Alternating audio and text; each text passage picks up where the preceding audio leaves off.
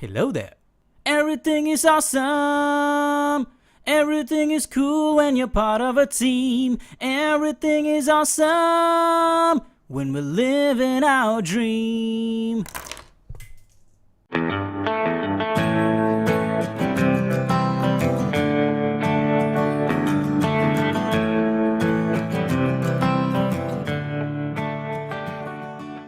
Hey guys, Nuan here with Movie Snigger Reviews, and today we're going to talk about the Lego Movie 2, the second part.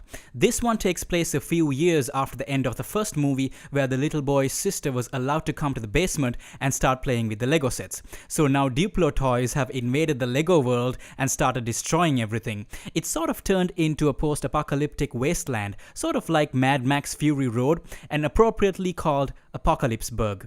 So most of the survivors are very grim and brood a lot.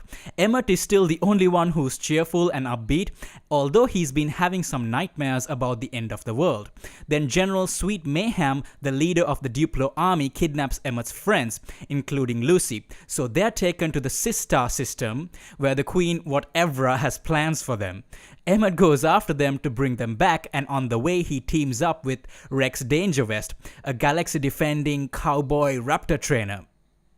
And together they're planning to take down Queen whatever. I won't say any more about the story because I don't want to spoil the surprises, but I'll simply say it's really imaginative and surprisingly good. The theme this time around is about growing up, and especially growing up with siblings. Just like the first movie, they did a great job in balancing the animated story alongside the live action elements. It had a lot of heart, and it felt like the filmmakers really understood what it was like growing up playing with Lego with your brothers and sisters. It's something that's very close to my heart, and I could really relate to this story on a deeply personal level, so I loved it. Let's talk about the characters. Emmett, played by Chris Pratt, is still very innocent and naive, and Lucy expects him to grow up a bit. And so when he meets Rex, who's sort of like an older brother to him, he starts to act like Rex, thinking Lucy will find it cool. I grew up with an older brother, so I can totally relate to that. It was interesting to see Emmett teamed up with Rex, who's also a very likable character. I mean, the dude has velociraptors. What more do I need to say?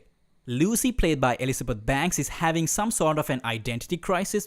She's trying too hard to be dark and brooding. There's a hilarious scene where she's actually teaching Emmett to brood, and it totally fails. So she's trying to act tough, but there's hints of a lighter side to her personality. She's hiding her past, and that plays really well into her character development. And of course, the supporting cast is back. Will Arnett as Batman, Alison Brie as Unikitty, Charlie Day as the spaceship guy, and of course, Channing Tatum and Jonah Hill as Superman and Green Lantern respectively. I love these characters, and they all had their moments to shine. I also really liked the General Sweet Mayhem character played by Stephanie Beatrice. The one that surprised me was Batman because I didn't expect him to play a major role this time. Let's just say he was very important to the plot, and at one point they even use his friendly rivalry with Superman in a really funny way. And of course, there's a ton of references to other movies and pop culture. There's more than I can count. There's also a lot of cameos which are hilarious. This movie is funny from start to finish. There's never a dull moment. They just keep the jokes coming. Sometimes you're not even done laughing when they fire the next joke. The movie looks amazing. I've always loved the Lego animation style and how they use the Lego bricks for storytelling.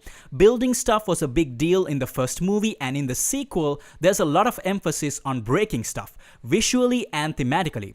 There's also a distinct sense of personality to the toys, so you can easily recognize the owner.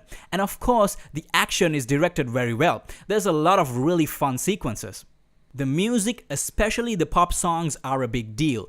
After the movie, I overheard a bunch of kids complaining that the songs in the movie sucked.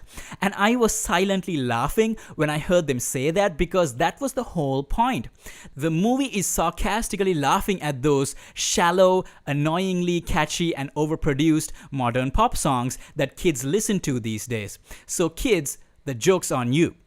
As for pop songs, I'm actually making a video for my favorite movie songs, so stay tuned for that. Conclusion. I love this movie. The cast did a great job. It's hilariously fun from start to finish. The director Mike Mitchell and the writers Phil Lord and Chris Miller really seem to understand the nostalgia of growing up with Lego. The story reminded me of my own childhood, and I probably annoyed the hell out of my brother. Sorry. I had a great time, and I can easily recommend watching Lego Movie 2 in the theater. It looks great in 3D too. This is a kid-friendly movie, so if you're planning on taking your kids to see this, go right ahead. But I have a funny feeling that the adults will have a better time because you'll probably understand some of the 90s and 80s references. And if you used to play with Lego, you'll love it even more. You'll relate to the themes of growing up, similar to Toy Story. And I know you might think this is blasphemy, but I love the two Lego movies more than the Toy Story movies. Both series have similar themes, but I have a personal connection to Lego, and the toys in Toy Story are, well, just a bunch of random toys. So, have you watched Lego Movie 2? What did you think about it? And do you want to kill me for liking Lego Movie more than Toy Story? Please leave your thoughts and your death threats in the comment section, and don't forget to like and subscribe. Movie Slinger out. Everything is awesome. Everything is cool when you're part of a team. Everything is awesome when we're living our dream.